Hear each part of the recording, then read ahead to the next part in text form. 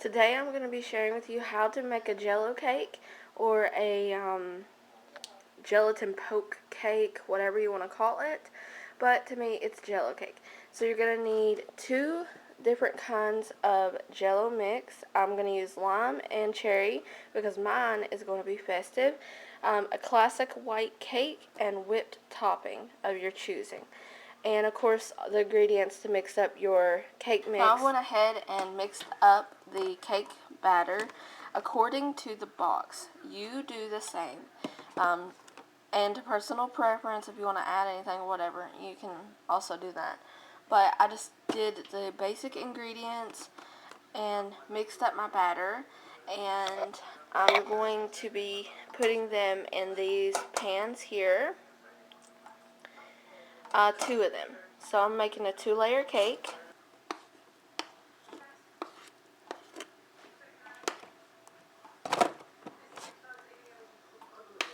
After you divided the batter into two pans for your 2-layer cake, if that's what you choose to do, then they're ready for the oven. I'm going to bake these according to the box, and I'm going to do all that off camera because it's pretty self-explanatory because you have the directions right there on your box. After you've given the cakes time to bake and completely get done, you want to pull them out of the oven and wait 15 minutes before doing anything else. While waiting for those to cool down just a bit, I'm going to start on my Jello. And we're going to do the Jello a little bit differently than the directions on the box, just simply because we're doing this in a cake. For the Jello, I'm going to be boiling 2 cups of water. And once that boils, you're going to divide that in 2 cups and start with your Jello. Prep, while I'm waiting for the water to boil, I have 2 bowls set aside here, and I already have opened my Jello packets, the cherry and the lime, and I'm still letting the cakes cool. But while I'm waiting on the water, you want to take a large fork, toothpick, whatever, that can pierce through the cake and make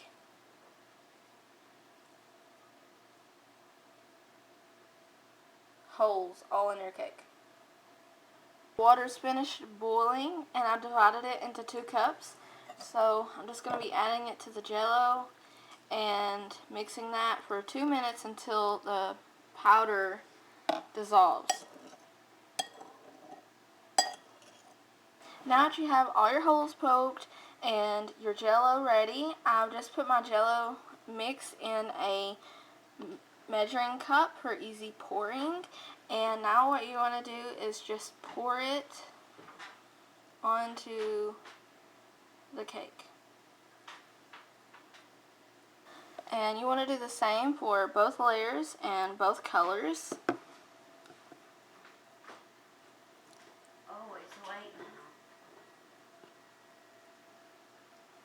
After you're pouring your Jello in there, the next step is going to be you're going to want these to chill in the refrigerator for 3 hours.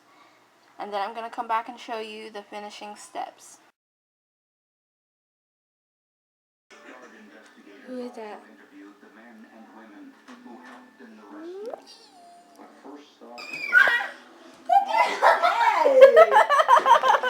Dear.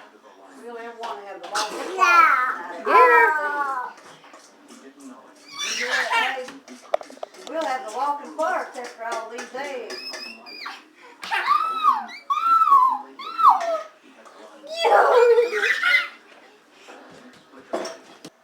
Hey, no.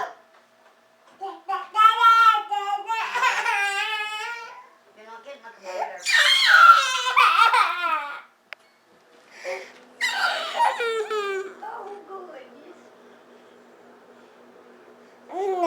Oh, goodness. 3 hours later, this is what the cake looks like. Just like that. I'm getting ready to decorate, or well, icing it on my cake pan dish here with the whipped topping. Okay, my pans have this really cool feature where you can slide this around and dislodge the cake. So that's what I've done already. And I'm just going to take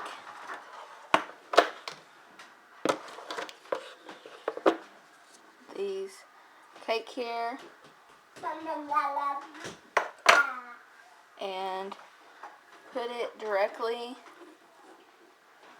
in the middle of the dish. So you have to have a layer between the two pieces of cake of your whipped topping.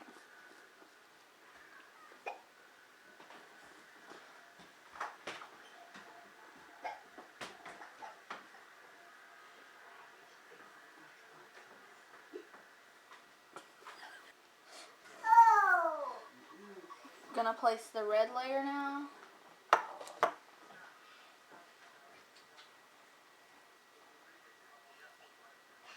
Directly on top of the green, so it looks like that. All there is left to do now is to icing the rest of it.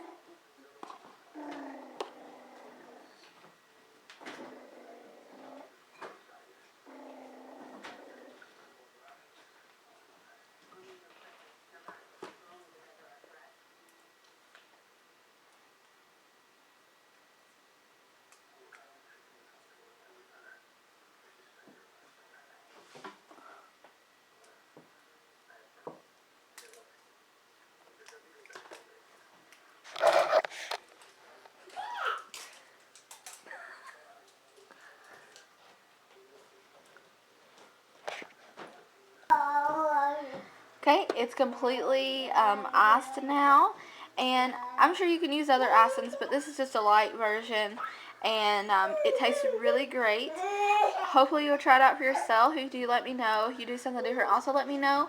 Also, there'll be pictures as always, and this will need to be go back into the refrigerator for another hour before ready to serve. And thank you guys for watching.